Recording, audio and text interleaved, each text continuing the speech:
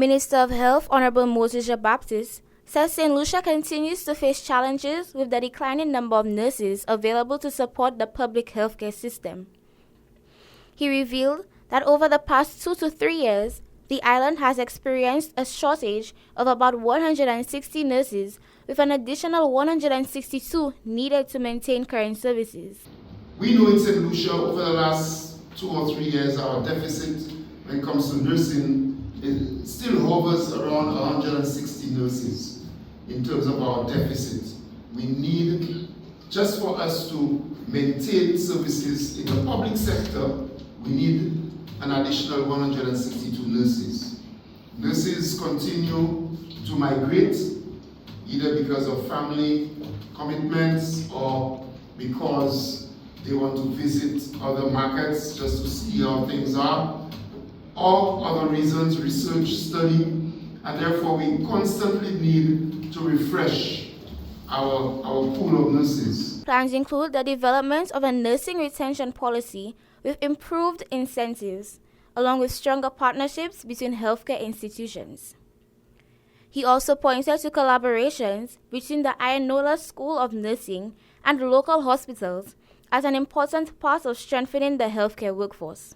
The government continues to look at this situation, and we are developing a nursing retention policy, and we're working on various aspects. Do you give, obviously, better incentives to nurses to keep them, and do we accelerate partnerships for training? We have done so with the Saint Lucia Community College, and we are hoping to continue these partnerships with other private sector agencies. The minister said efforts are underway to create better conditions that encourage nurses to remain in the system. The government is working to ensure that, firstly, we retain our nurses, they are well qualified, and secondly, we create programs or we create incentives to cause more young people in Saint Lucia to be trained as nurses. We are now working with the Saint Lucia Community College, where we provide assistance to the nurses to pay their annual fees.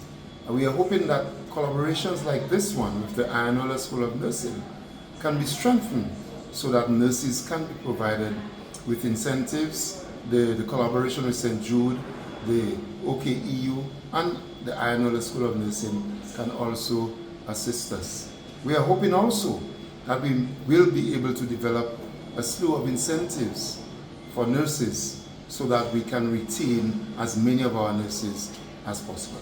Meanwhile, Minister Jean Baptiste announced that universal health coverage remains a key part of the healthcare reform, with new legislation being developed to establish a statutory authority to oversee the program. We have decided that we are going to have universal health coverage as an overarching strategy in our healthcare reform in Saint Lucia, and we are working very hard to bring new legislation to Parliament to cause there to be a universal health coverage authority. The Universal Health Coverage Authority will be a statutory organization, just like Invest Saint Lucia or the Millennium Heights Medical Complex. UHC will be statutory. It will have the power and authority to enter into agreements both locally and internationally. It will have the authority to raise financing, or to cause there to be financing, not just for the public sector, but for partnerships in health. He said the ministry will continue working with healthcare professionals as it seeks to improve support and services across the sector. For Hot 7 TV News, I am Ethne Brown reporting.